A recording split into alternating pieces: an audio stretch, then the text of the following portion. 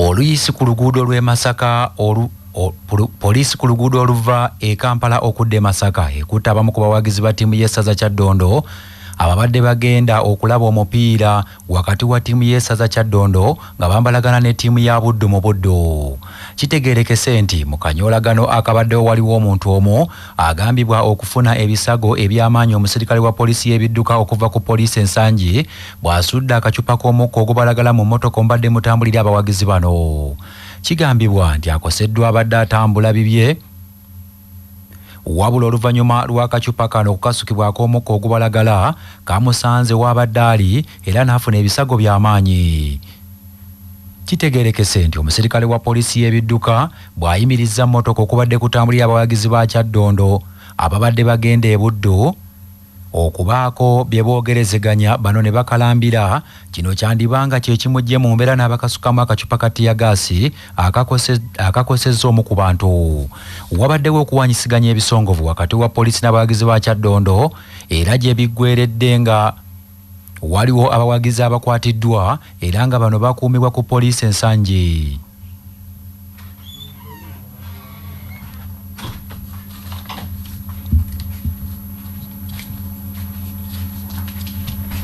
Minisita omubeezi avunaanyizibwa ku byenjigiriza n'amatendekero aga waggulu w'ekitiibwa Dr. John Chrysostom Muyingo awanjagidde abakulira enzikiriza ez'enjawulo mu ggwanga okwongera okukolagana n'amasomero bongere ku muwendo gw'abannaddiini abagenda mu masomero ag'enjawulo okubuulirira n'okuteekateeka abayizi mu kaweefube ow'okugunjula emiti emito.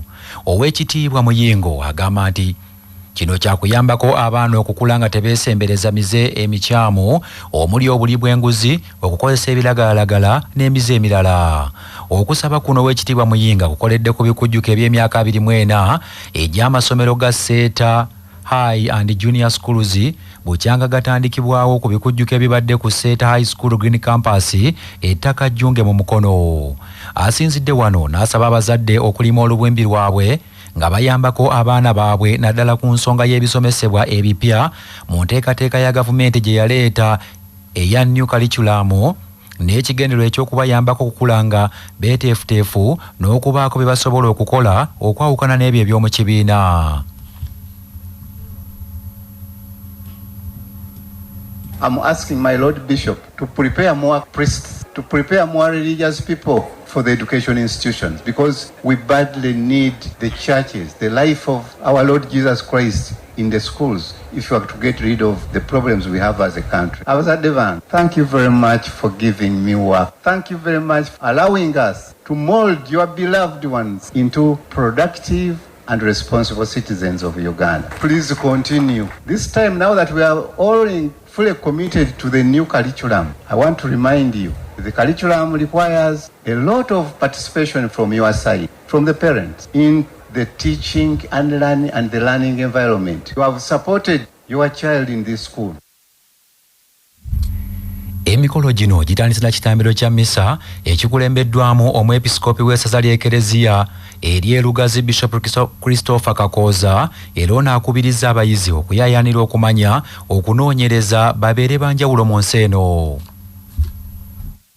Va mu ssomero nga tolina kirungi ky'oggyemu, toyita mu ssomero nga payipu, amazzi bwe gayita mu payipu ne gayiika eri. Ebintu bingi nnyo by'olina va mu ssomero ng'olina ky'okozeemu. Your contribution.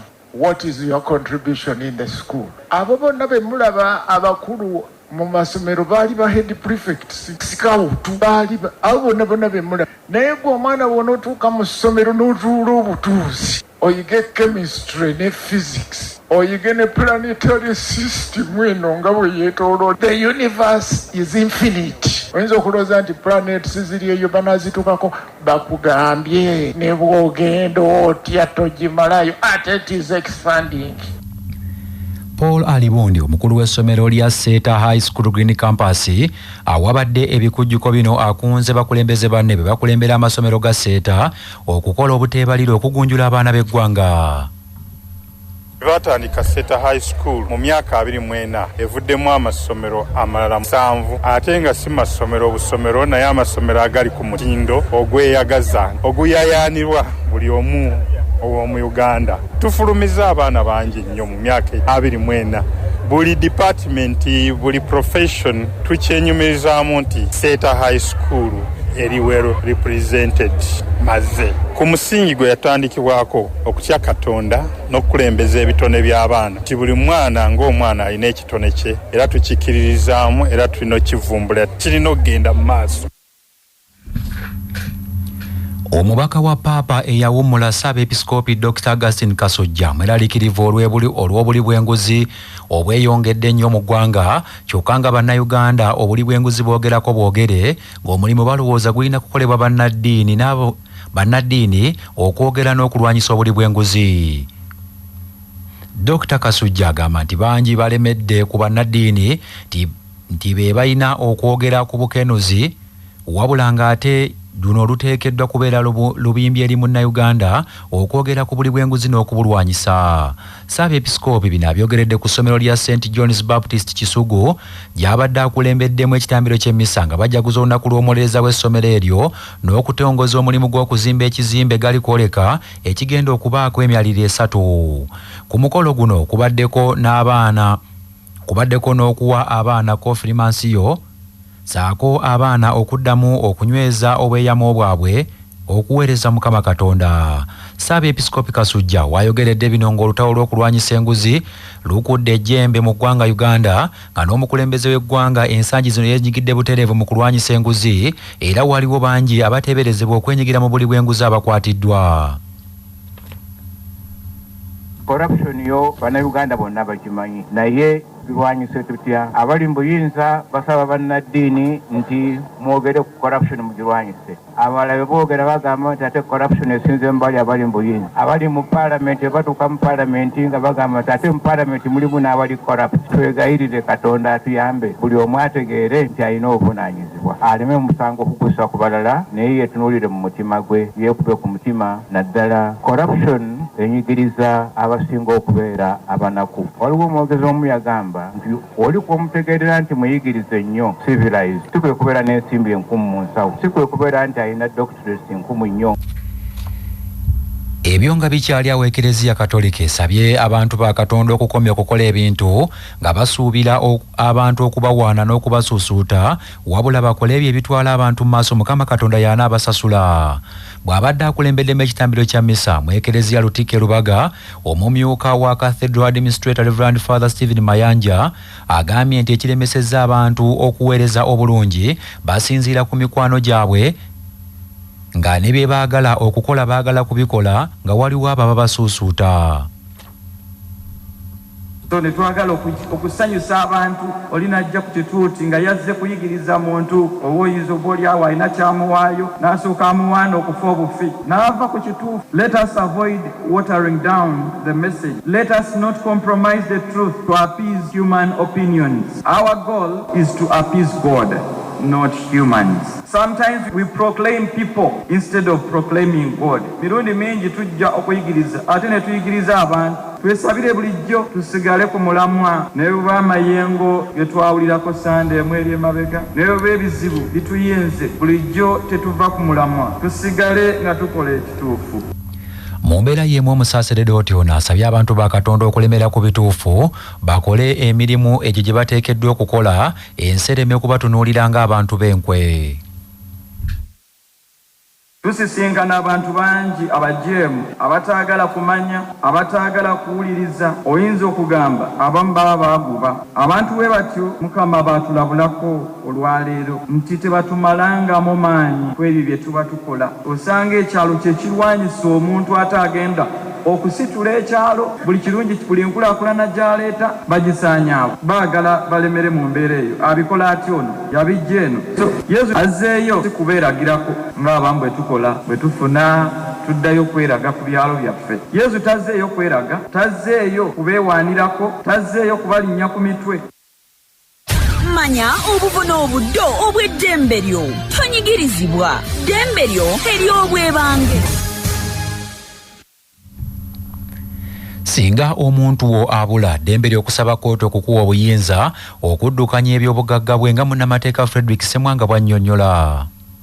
Omuntu yenna singa abula n'abulwako amayitire nga teri amanyi gyali okumala ebbanga lya myezi 6 naye ng'ate tewali bukakasa nti yafa. Owooluganda lwe asobola okugenda mu kkooti n'asaba obuyinza asobole okuddukanya ebintu by'omuntu oyo. Nga enteekateeka za Greater Kampala okukola enguudo ez'enjawulo okugatulula ku mugoteko gw'ebidduka ebiyingira n'okufuluma ekibuga Kampala zigenda mu maaso, omwami wa Kabaka ow'essaza Busiro Ssebwana agambye nti essaza Busiro lyakuganyulwamu mu nteekateeka eno era ono asabye bannabusiro okwenyigira mu nteekateeka eyo.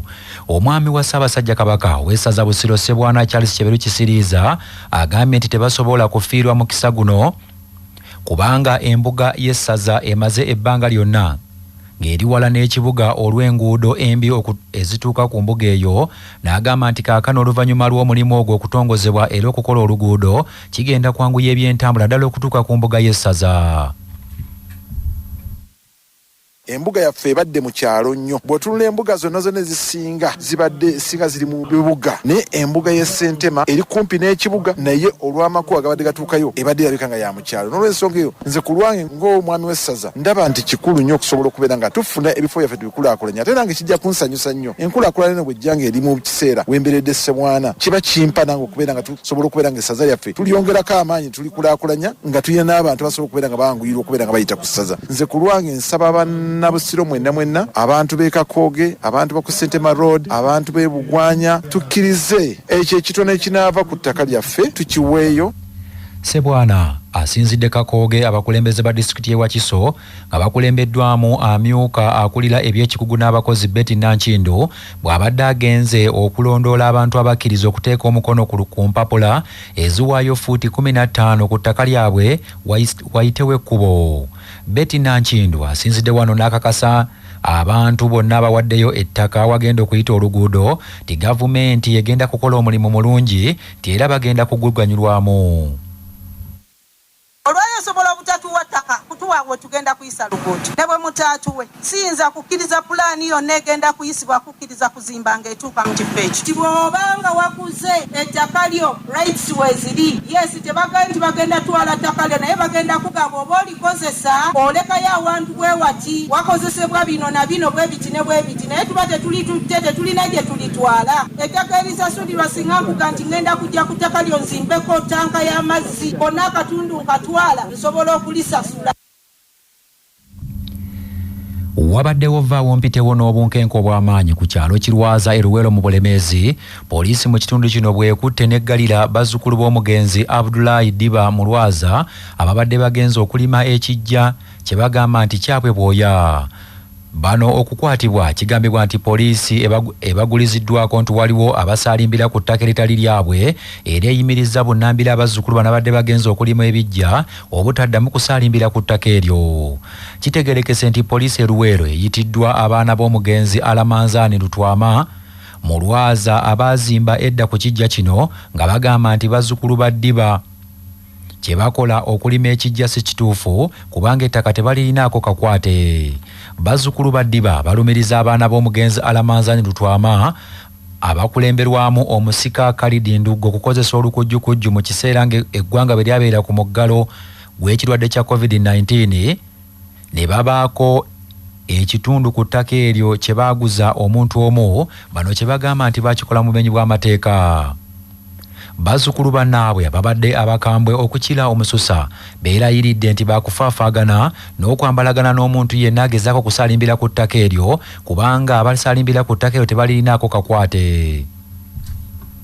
Bola ebyo ebyayita okubirekanga abooluganda mu kukkaanya eyiika ezo ne bajja nga bazikendeeza ne bajja ne batugamba nti kati yiika zijja kuba 2 ate bamala ne bakyusa bannayite 2 tegawera zijja kuba 12 era netugezaako okukkiriza ate bamala era ne bakyusa nti zijja kuba 10 tugezaako okukkiriza. Kyasembayo ebiwandiiko okusinza ku biwandiiko ebiriwo ne tukkaanya wakati mu kusika omugwa kuba n'ettaka twali tukyaddeko kabiti ne tukkaanya kabiti ziveeko kale tutwale yiika 8 ate n'eyiika 8 ne bagaana okusayininga oba okuzza ettaka eryo mu buntu nga batugamba bugambi mu bigambo wabula nga tebasayininga transfer yonna bwe tuba tubasinkana nga balaga nti bakkiriza naye ate wetumala okwawukana nga beefuula tugenza okulaba ng'ettaka lyaffe okusinza ku mawulire ge tulina ligenda liggwawo.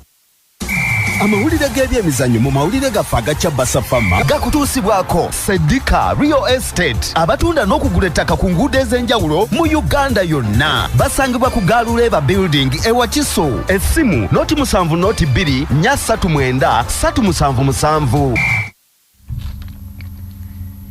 Nga kilabu za ligi y'ababinywere ya Uganda Premier League zetegekera sizoni ejja y'omwaka 2024-2025, kilabu ya Maroons erangiridde nga bwekansiza omutebi Ivan Asaba abadde talina kilabu okuva omwaka oguwedde.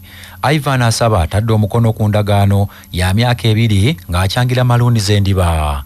Ono yazanyirako kilabu ya Vipers wakati w'omwaka 2020 okutuuka mu mwaka 2023 era n'abawangulira ekikopo kya liigi wabula yava mu KCC mu mwaka 2020.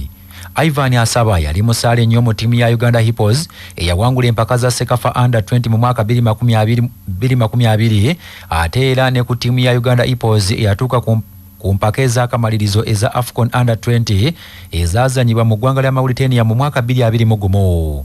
Ivan Asaba yegasse ku muzanyi Apollo Kagogwe Maroons era gwe yaguze okuva mu kilabu y'Abakiso Giants. Uganda Premier League season ejja 2024-2025 egenda kutandika nga 13 omwezi ogw'omwenda omwaka guno. Banafe